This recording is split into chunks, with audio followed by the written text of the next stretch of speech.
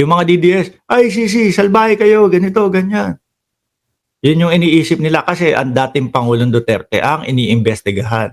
So ngayon, eto, sa pag-iimbestiga po ng ICC, alam naman ho natin na kasama si Bato de la Rosa dyan.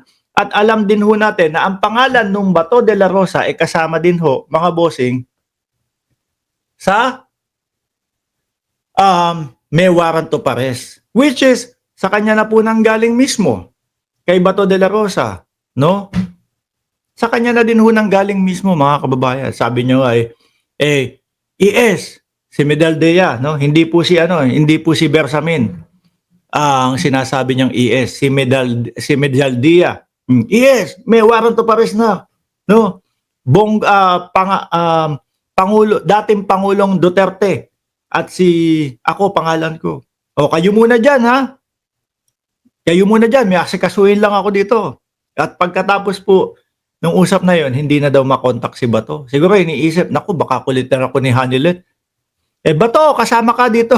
Samahan mo ang dating Pangulo. Baka ganun yung iniisip ni Bato, no? Mahirap kulitin at baka konsensyahin pa siya. Ngayon, meron ditong idinidepensa si Bato. Bato shut down rumors that Duterte sought asylum in China. Yan. Sabi ni Bato shut down rumors that Duterte sought asylum in China. Metro Manila, Philippines. Senator Ronald Bato de la Rosa on Saturday debunked talks that former President Rodrigo Duterte requested for political asylum in China while he has at an event in Hong Kong. Hindi yan totoo, sabi ni Bato. In fact, yung iba nga nag-advise doon na pumunta na lang tayong China para magtago. Naku. Hindi kaya si Bato talaga ang nagpa-uwi kay dating Pangulong Duterte? Tapos sinabi ni Bato na, kapag ka hindi ka umuwi,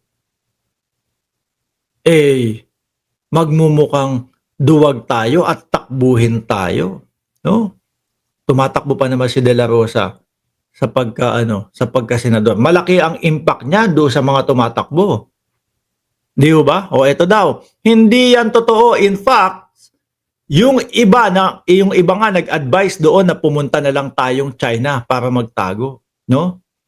Pero daw si Presidente, si President matigas ang ulo. Talagang harapin na niya kung meron man. So umuwi talaga siya. Siya ang final decision. Ayun. Ano yung pinapalabas ng iba na kinidnap? Ang gulo ninyo. Hindi malaman talaga kung ano talaga, no?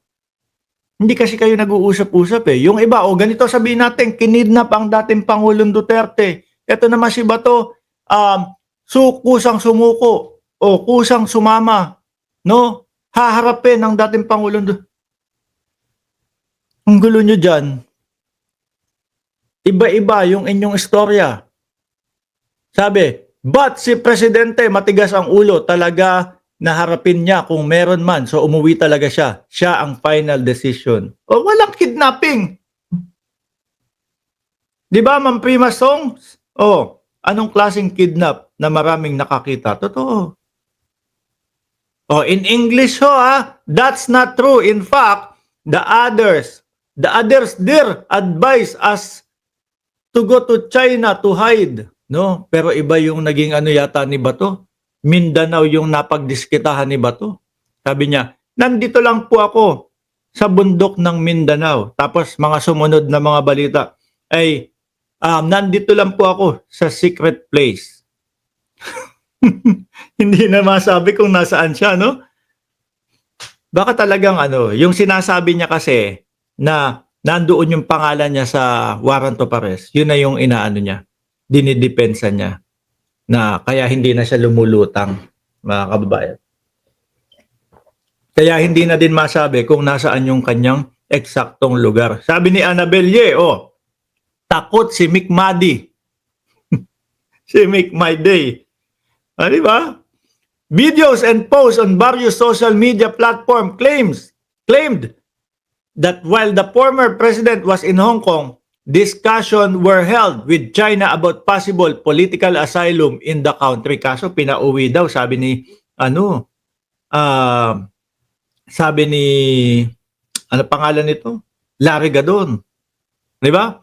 Duterte flew to Hong Kong to attend an event with OFW supporters.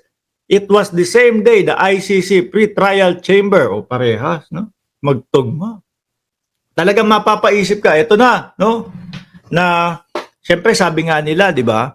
Meron daw silang tao sa loob na makakapagsabi kung merong warrant of arrest o wala. Pumalpak. Siguro naisip nila, palpak man o hindi. O sige, palabasin natin na magte-Thanksgiving tayo sa mga tao sa taga Hong Kong. Yung Hong Kong po, di ba may tulay dyan na pagkahaba-haba at ang bagsak China. Di ba, Hill o Bordo? Big no to IME, sabi ni Ma'am Maribel Descartes. Pagkahaba-haba nun. Na posibleng isipin natin na yung sinasabi ni Larry Gadon ay may katotohanan. No? At may 10 kwarto. Ano kaya gagawin ng dating Pangulo doon sa 10 kwarto kung sakali man? Pero nung nalaman daw ho na may warrant ang ICC, pinauwi daw, hindi tinanggap. Sabi po yon doon sa interview ni Attorney Larry Gadon. Sabi ni Pixie Ann, bakit kaya yang si Bato kapag nagsasalita parang humihilab ang tiyan na boses, na eebak? No? Sabi ni Ma'am Ginger Cat, magdala ng star wax, floor wax si Bato. Yung pambunot sa sahig. Sabi ni Ai Chang, lilitaw ba yung nandyan na yung susundo sa kanya? Oo nga. Kasi yung mga nagbabalita mga may din Biruin mo yung nagbalita kahapon. Nakabalik na ang eroplano na nagdala kay dating Pangulong Duterte sa Dahig. No?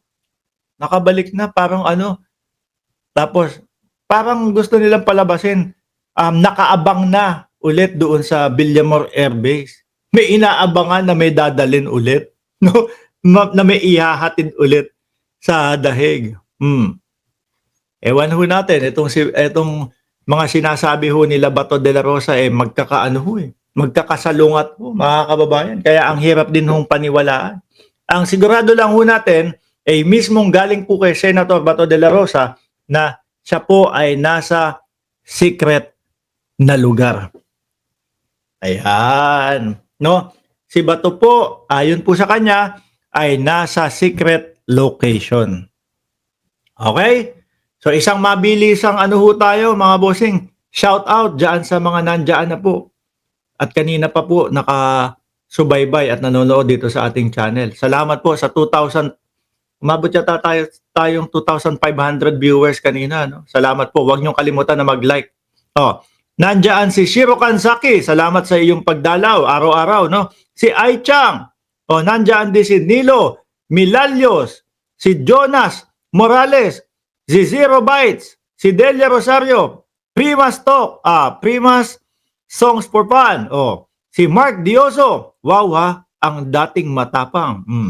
Nandiyan din si Ma'am Aba, si Delia Rosario, si Max Safe, si Ginger Cat, si Jowari Waru, si Isko Flores, at si Annabel Ye, at sa inyong lahat. Maraming salamat.